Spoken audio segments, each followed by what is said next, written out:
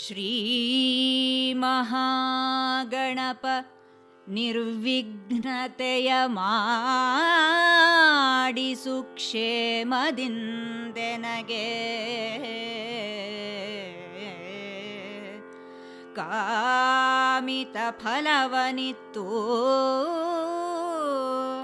ನಿಸ್ಸೀಮ ಸುಜನಸ್ತೋ ಮನಮಿತ ಇಕ್ಷು ಪ್ರೇಮ ನಾಮ ಭಕ್ತಾರಾಮನೇ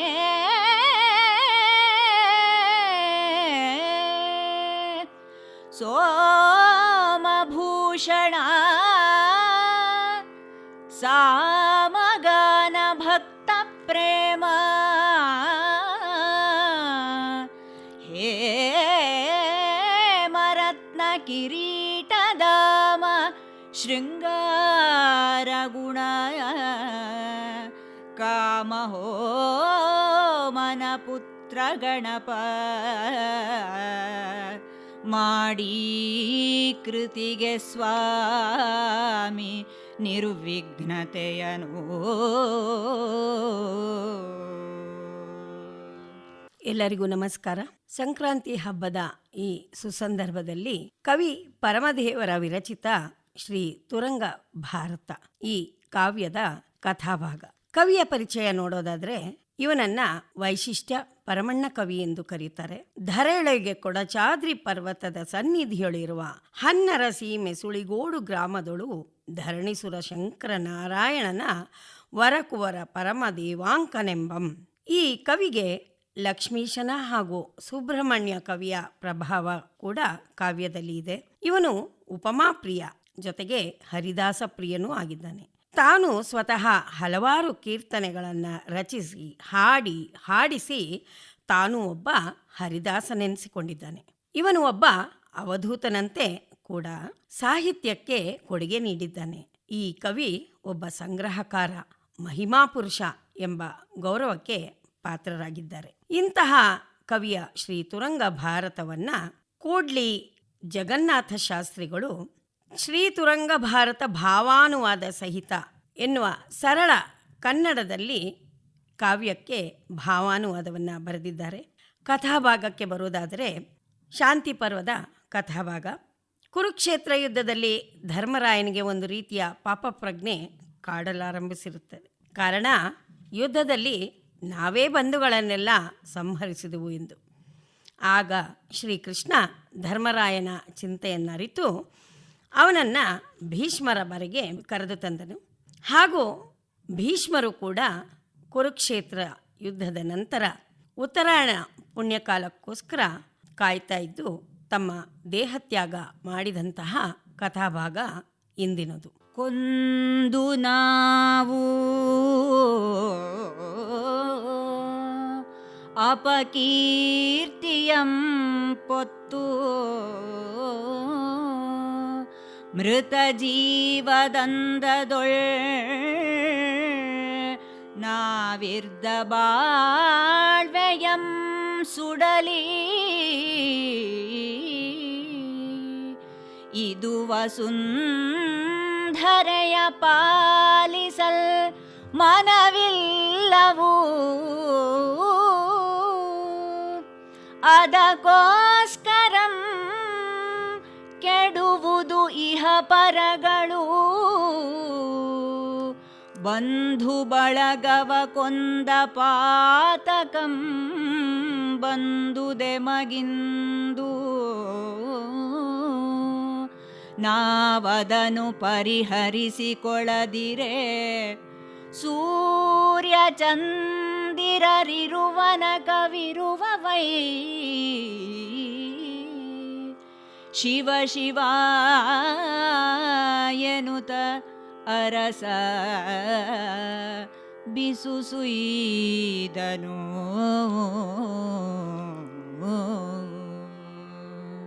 ಈ ಕಥಾಭಾಗ ಸೂತ ಪುರಾಣಿಕರು ಸೌನಕಾದಿಗಳಿಗೆ ಹೇಳಿದ ಕಥೆಯನ್ನು ವೈಶಂಪಾಯನರು ಜನಮೇಜಯನಿಗೆ ಹೇಳತೊಡಗಿದ್ದಾರೆ. ಕಾರಣ ಜನಮೇಜಯ ಕೇಳಿದ ಪ್ರಶ್ನೆ.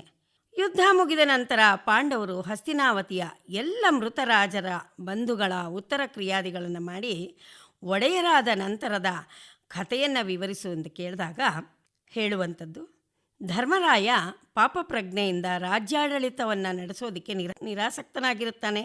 ಅಲ್ಲಿಗೆ ಕೃಷ್ಣ ಅವನಿಗೆ ಎಷ್ಟು ಸಮಾಧಾನ ಹೇಳಿದ್ರೂ ಕೂಡ ಅವನು ಸಮಾಧಾನಿಯಾಗಿರೋದಿಲ್ಲ. ಹಾಗೆ ಅಲ್ಲಿ ಎಲ್ಲ ಮುನಿಶ್ರೇಷ್ಠರಾದ ವ್ಯಾಸರು, ನಾರದ, ಕಾಶ್ಯಪ ಮೊದಲಾದ ಮುನಿಗಳು ಕೂಡ ಹಸ್ತಿನಾವತಿಗೆ ಧರ್ಮರಾಯನ ಬಳಿ ಬಂದಿರುತ್ತಾರೆ. ಅವರಿಗೆಲ್ಲ ಕೂಡ ಧರ್ಮರಾಯ ತನ್ನ ತಮ್ಮಂದಿರೊಡನೆ ನಮಸ್ಕರಿಸಿ ಅರ್ಘ್ಯಪಾದ್ಯಗಳನ್ನೆಲ್ಲ ನೀಡಿ ಸತ್ಕರಿಸಿದ್ದಾನೆ. ಆದರೂ ಕೂಡ ಆ ಯುಧಿಷ್ಠಿರನ ಮುಖದಲ್ಲಿ ಏನೋ ದುಃಖ ಕಾಡ್ತಾ ಇದೆ. ಅದನ್ನು ಗಮನಿಸಿದಂತಹ ಮುನಿಗಳು ಹೇಳ್ತಾರೆ, ನಿನಗೆ ಕೃಷ್ಣನ ಒಲವಿದೆ, ಬಲ ಇದೆ, ದುಃಖಿಸಬೇಡ, ಸುಖವಾಗಿ ಬಾಳು ಅಂತ ಹರಿಸಿದ್ದಾರೆ ಕೂಡ.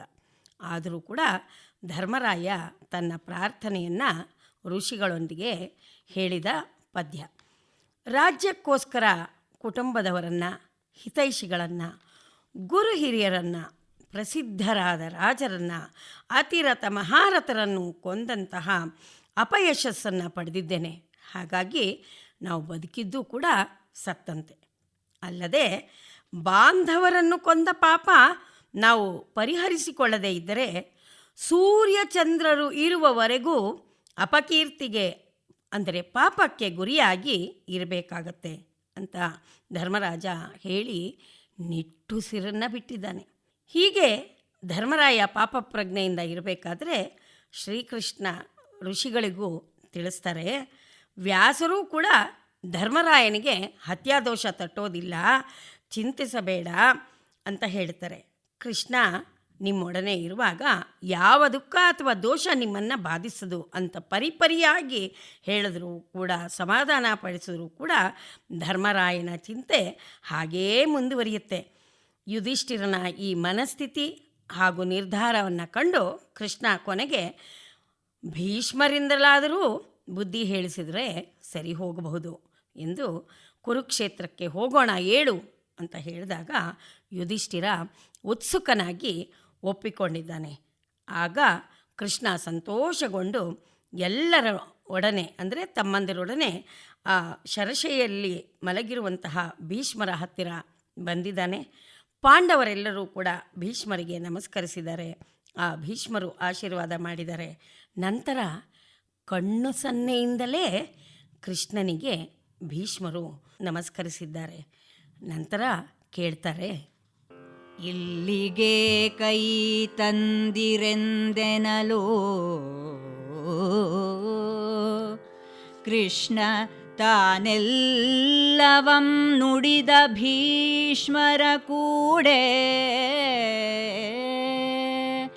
ಧರ್ಮಸುತನ್ ಒಲ್ಲಧರೆಯಂ ವ್ಯಾಕುಲವದಿನ್ನು ಬಿಡದೀತನಂ ನೀವು ಬೋಧಿಸುವುದು ಬಲ್ಲ ಪರಿಯನುತ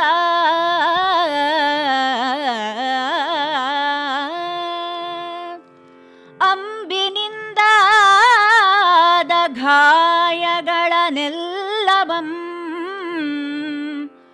ನೋಯದಂದದಿ ತವಿಸಿ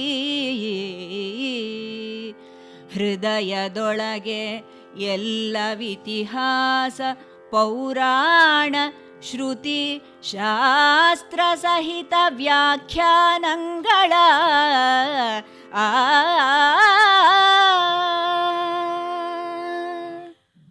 ಭೀಷ್ಮರು ಕೇಳ್ತಾ ಇದ್ದಾರೆ, ಕೃಷ್ಣ ಇಲ್ಲಿಗೆ ಬಂದ ಕಾರಣ ಏನು? ಕೃಷ್ಣ ಎಲ್ಲವನ್ನ ವಿವರಿಸ್ತಾ ಧರ್ಮರಾಯನಿಗೆ ಅಂದರೆ ಯುಧಿಷ್ಠಿರನಿಗೆ ರಾಜ್ಯ ಬೇಡ ಎನ್ನುತ್ತಾ ಇದ್ದಾನೆ. ಬಂಧು ಬಾಂಧವರು ಸಂಹಾರವಾದಂತಹ ದುಃಖ ಇನ್ನೂ ಬಿಟ್ಟಿಲ್ಲ ಅಂತ ಕೃಷ್ಣ ಭೀಷ್ಮರಿಗೆ ಹಿತವಾಗಿ ಮೈಯನ್ನು ಸವರುತ್ತಾ ಅವರಿಗೆ ಅಂದರೆ ಭೀಷ್ಮರಿಗೆ ಇತಿಹಾಸ, ಪುರಾಣ, ಶ್ರುತಿ, ಶಾಸ್ತ್ರ ಅವುಗಳ ವ್ಯಾಖ್ಯಾನ ಎಲ್ಲವೂ ಕೂಡ ಪುನಃ ಸ್ಮರಣೆಗೆ ಬರುವಂತೆ ಅನುಗ್ರಹಿಸಿದ್ದಾನೆ. ಹೀಗೆ ಕೃಷ್ಣ ಭೀಷ್ಮರ ದೇಹಕ್ಕೆ ಒಂದು ಸ್ವಲ್ಪನೂ ನೋವಾಗದ ಹಾಗೆ ಅವರ ದೇಹವನ್ನೆಲ್ಲ ಸವರಿದಾಗ ಈ ಒಂದು ಸ್ಮರಣ ಶಕ್ತಿಯನ್ನು ದಯಪಾಲಿಸಿದ್ದಾನೆ. ನಂತರ ಏನಾಗುತ್ತೆ ನೋಡೋಣ. ಹರಿಯ ನಾಮ ಸ್ಮರಣೆಯಂ ಮಾಳ್ಪನರರಿಂಗೆ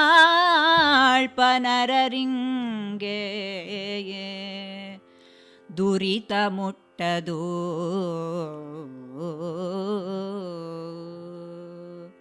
ಬೇಡ ಸಂಶಯಂ ಶ್ರೀಧರಂ ನಿರುತ ನಿನ್ ಒತ್ತಿನೊಳಗಿರುತ್ತಿರಲ್ಕೆ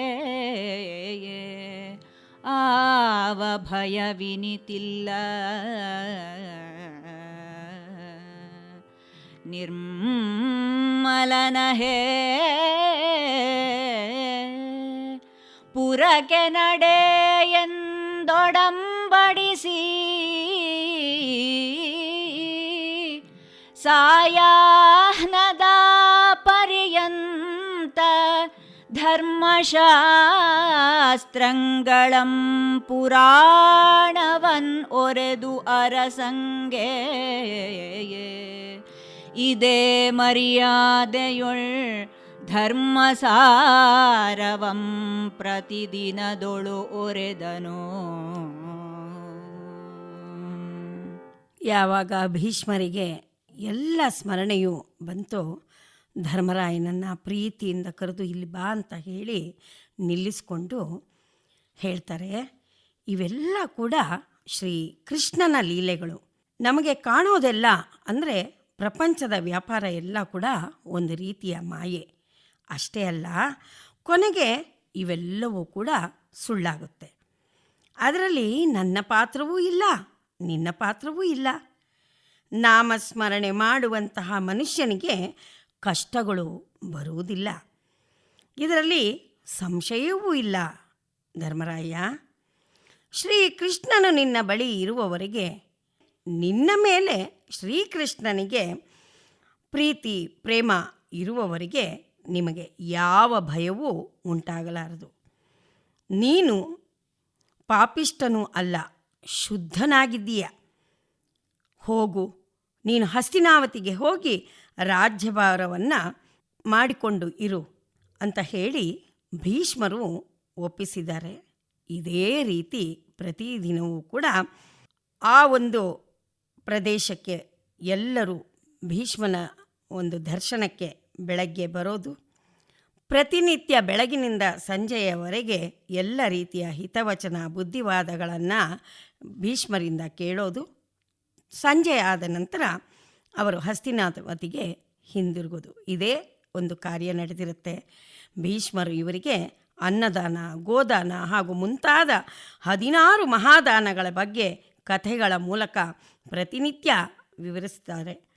ಹೀಗೆ 12,000 ಗ್ರಂಥದಷ್ಟು ವಿಷಯಗಳನ್ನು ಲೋಕ ಕಲ್ಯಾಣಾರ್ಥವಾಗಿ ಧರ್ಮರಾಯರಿಗೆ ತಿಳಿಸಿದರು. ಮುಂದೆ ನಿಷ್ಠೆಯಿಂ ಭೂರಮಣ ಕೇಳೋ ಇತಿಹಾಸದೊಳ್ ತುಷ್ಟತಾನಾಗಿ ಭೀಷ್ಮರ ಪಾದದಡಿ ಶಿರವನಿಟ್ಟಿರಲ್ಕೆ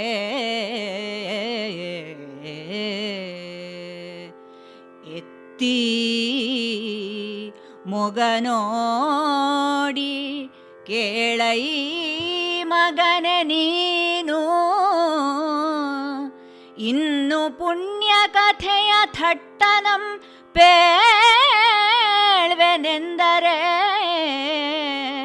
ನಮಗೆ ತ್ರಾಣಗಳು ತುಟ್ಟಿಸಿತು. ನಾಳೆ ಮಧ್ಯಾಹ್ನಕ್ಕೆ ಜೀವವಂ ಬಿಟ್ಟಪೆನು ಅದು ಉತ್ತರಾಯಣ ಕಾಲ ಬಂತು. ಅಲ್ಲಿವರೆಗೆ ಅವಧಿ ತನಗೆ ಎಂದನು.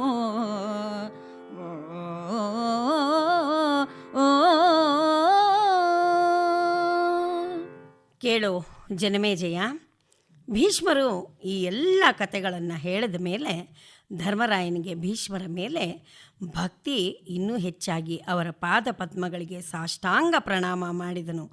ಆಗ ಭೀಷ್ಮರು ಧರ್ಮರಾಯನನ್ನು ಮೇಲೆತ್ತಿ ಹೇಳ್ತಾರೆ, ಇನ್ನೂ ಅನೇಕ ಕಥೆಗಳನ್ನು ಹೇಳಬಹುದಾಗಿತ್ತು, ಆದರೆ ನನ್ನ ದೇಹದ ಶಕ್ತಿ ಕುಗ್ಗುತ್ತಿದೆ. ನಾಳೆ ಮಧ್ಯಾಹ್ನದ ವೇಳೆಗೆ ಉತ್ತರಾಯಣ ಕಾಲ ಬರುತ್ತದೆ, ಆಗ ನಾನು ಪ್ರಾಣತ್ಯಾಗ ಮಾಡುತ್ತೇನೆ ಮಗು. ಇನ್ನು ನೀನು ಹಸ್ತಿನಾವತಿಗೆ ಹೋಗು, ನನ್ನ ಸಂಸ್ಕಾರಕ್ಕೆ ತಕ್ಕ ಏರ್ಪಾಡುಗಳನ್ನು ಮಾಡಿಕೊಂಡು ಬಾ ಅಂತ ಹೇಳಿ ಕಳಿಸ್ತಾರೆ. ಆಗ ಧರ್ಮರಾಯ ತನ್ನ ತಮ್ಮಂದಿರ ಒಡಗೂಡಿ ಬಹಳ ದುಃಖದಿಂದ ಭೀಷ್ಮರ ಅನುಮತಿಯನ್ನು ಪಡೆದು ಒಂದು ಕಡೆ ಅವ್ಯಕ್ತವಾದಂತಹ ಉತ್ಸಾಹದಿಂದ ಕೂಡಿ ಹಸ್ತಿನಾವತಿಗೆ ಬರ್ತಾನೆ. ಮುಂದೆ ಧರ್ಮರಾಯ ಹೇಗೆ ಮುಂದುವರೆದ ನೋಡೋಣ. ಬಲ್ಲಿದನು ಸಕಲ ಕಟ್ಟಳೆಗಳನ್ ಅರೆಕ್ಷಣಕ್ಕೆ ಎಲ್ಲವಂ ಕೂಡಿಕೊಂಡೈತರಲ್ಕೆ.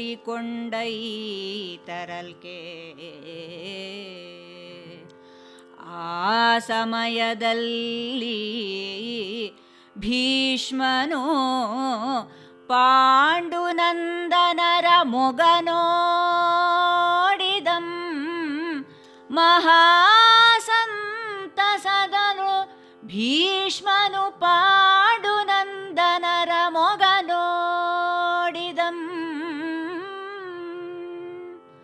ನಿಲ್ಲಿ ಮಕ್ಕಳಿರ ಸುಖಿಯಾಗಿರಂದೆನುತ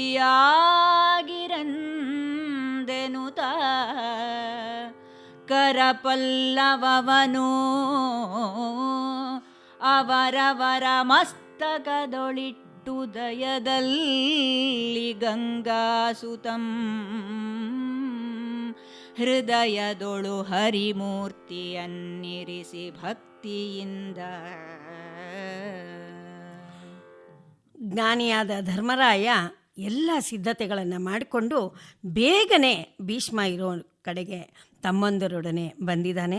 ಅವರನ್ನು ಕಂಡಂತಹ ಭೀಷ್ಮರಿಗೆ ಸಂತೋಷವಾಯಿತು.